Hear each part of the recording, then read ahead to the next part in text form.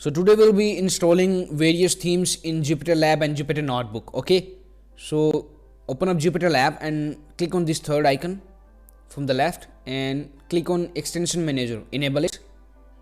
Click on Enable. After that you see this icon, last second one, Extension Manager. Now here type theme and press enter. Now you can see various themes in here.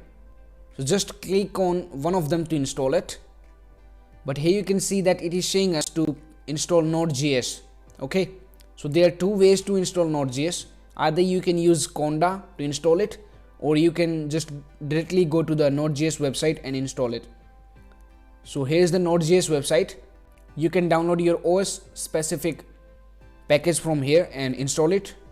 But in this video, we are going to use the Conda. Okay, so here we have the Anaconda Navigator.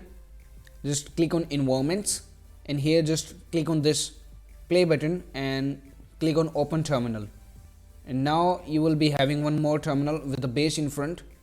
It works for both Linux and Windows. When you open it from here, either it will open in the Anaconda Navigator itself, or it will open in the terminal or CMD. Now here type conda install Nodejs and press enter. Make sure you are connected to the internet, and here we can see that it's gonna download 15.8 MB of data from the internet. Type Y and press enter. Now Nodejs 10.13 is installed, which is greater than Nodejs 5, okay, which was the requirement for the installation of the theme. Now we have successfully installed Nodejs. Now go to the browser again and click on the theme which you want to install. Click on install from here, and here you can see that the theme is being installed, and it's saying that the build is needed to include the latest changes. Click on rebuild now, and here it has been installed. Just wait for it to finish so that it rebuilds the sources.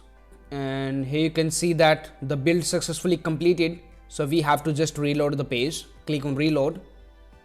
It just took 2 minutes. And now we have the Dracula theme.